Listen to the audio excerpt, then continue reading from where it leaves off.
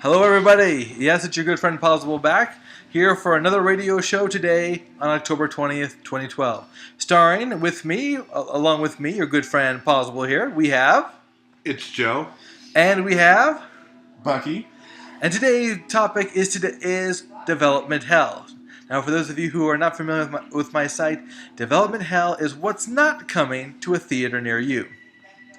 And today we're going to start off with the first movie, Gremlins 3. Now, when it comes to Gremlins 3, we're actually of two minds on the subject. I'm of the mind that says to do the next Gremlins, you start over from scratch. You reboot it. It's gonna be similar storyline, but let's just start from square one and move forward from there. Bucky, however, has another opinion. Go ahead, Bucky. Hey all, Bucky here. I'm of the opinion that technically you had a self-contained story in the first Gremlins, but they decided to make a part 2. Now with part 2, it was more comical, which, for the, when it came out, which I believe was 1990, it worked.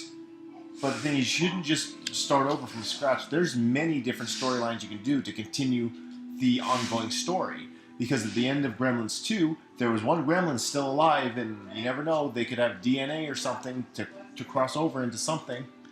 So with that, we have two people with two different opinions. I say start over from scratch. Bucky says continue the original storyline. Joe, break the tie.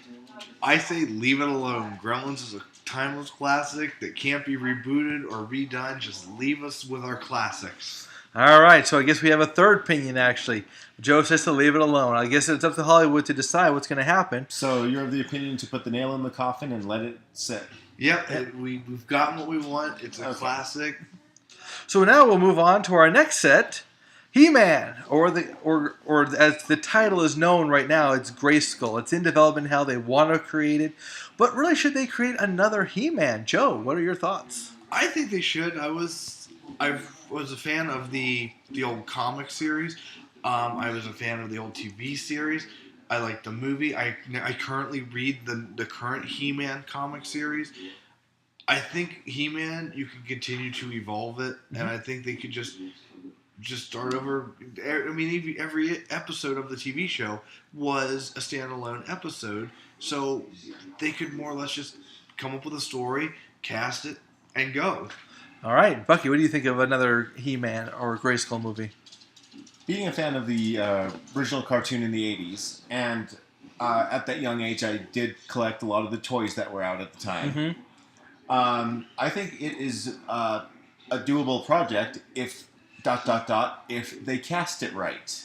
Casting is key to this movie. And also, for those of us that grew up with the toys, I personally think it would be funny if somewhere in the movie they had a clone of He-Man that had blue skin and orange hair. Fakor. Yeah, try to bring him. I can see that happening. I thought just a little visual gag, Right. I, for one, look forward to it. I just hope they just stay on their planets, that they don't come to Earth like they did in the 80s movie version. That was my biggest complaint about the 80s movie. And have Orko. Orko was a crowd favorite. We all loved it. Bring Orko back. Well, they did Billy Barty in the movie to replace Orko. Not the same. Yeah, but with today's technology, they probably could put an Orko in this one. Exactly. Next up, what about Ghostbusters 3? Now, this one has been on the edge for the longest time. The real reason we don't have a Ghostbusters 3 is mostly because of Bill Murray. They send him the script, he says he's going to look it over, and after a few days of waiting and hoping, he declines to join. And they really don't want to make the movie without Bill Murray, even though, technically speaking, the original Ghostbusters wasn't supposed to have Bill Murray in it. Does anybody remember who was supposed to be Bill Murray's part? I do not. Joe.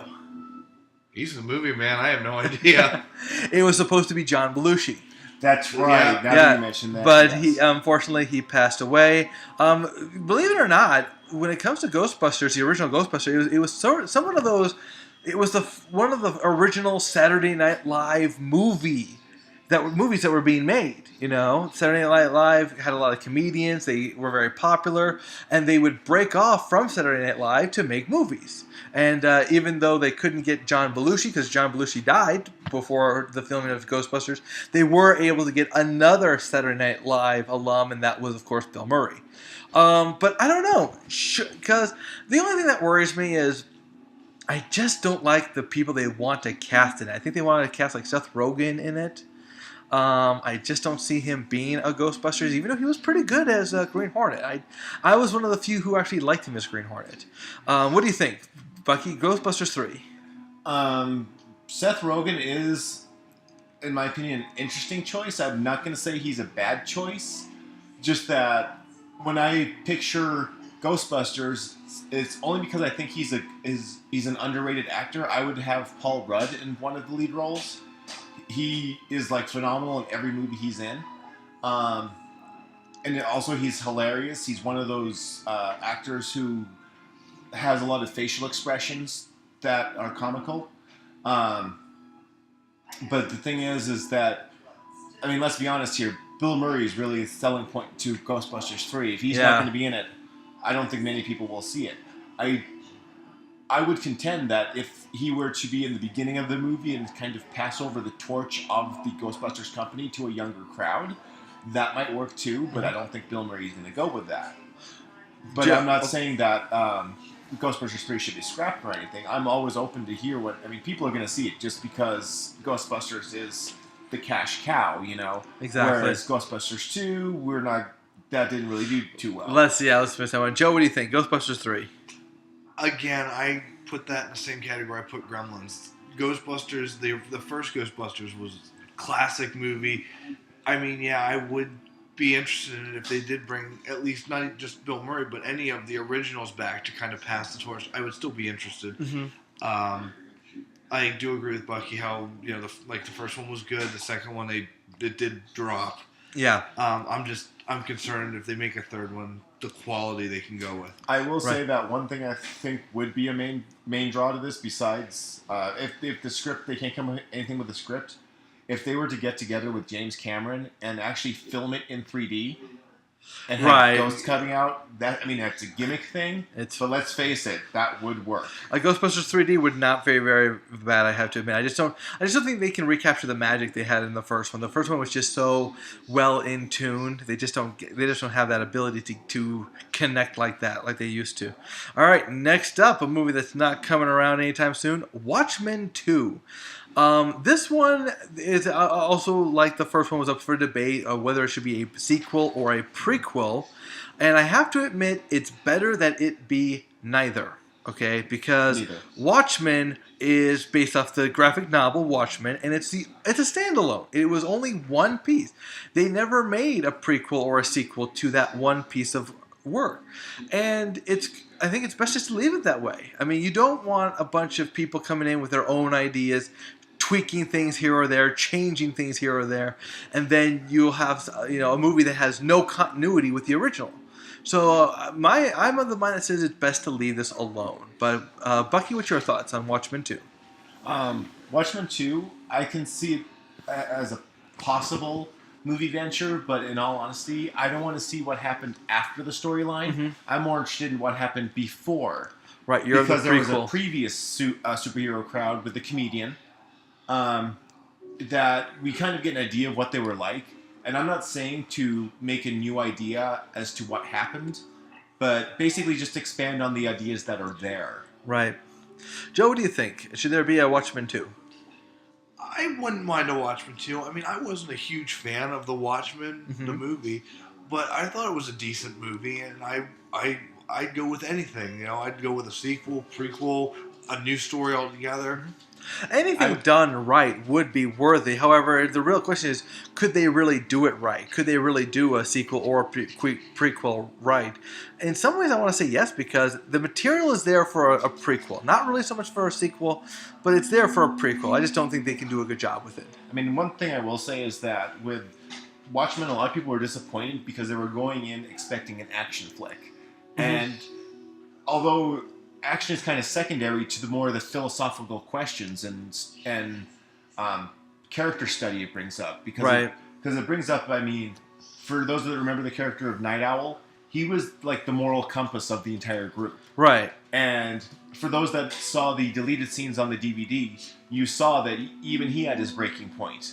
Mm-hmm. He even did things that were immoral even to him.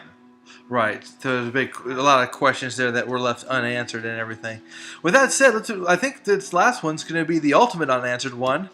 Wonder Woman. Of all the characters, ever since the 2002 when Spider-Man came out and the whole superhero, let's make superhero movies went absolutely crazy. This is one that I am surprised got ignored throughout that whole process. Okay, Wonder Woman, of course, is a big DC staple, still as popular as ever. I guess it's a question of how do you do Wonder Woman, the movie? I mean, do you do her when she was in the 1940s, World War II era? Do you set her in modern day? How would you handle that? But in the meantime, do you think, and also, the biggest thing for me is, can you really make a movie about this lady when they really don't know how to make movies about superheroines? It's like that's just something they're missing, because we all saw Supergirl. I didn't actually see Supergirl, I just saw parts of it. Supergirl, 80s, Helen Slater, awful movie. But when it comes to but when it comes to Wonder Woman, do you think Hollywood finally has what it takes to make a movie for her? Joe, what are your thoughts? Absolutely. With today's technology, they could very easily make a movie with Wonder Woman.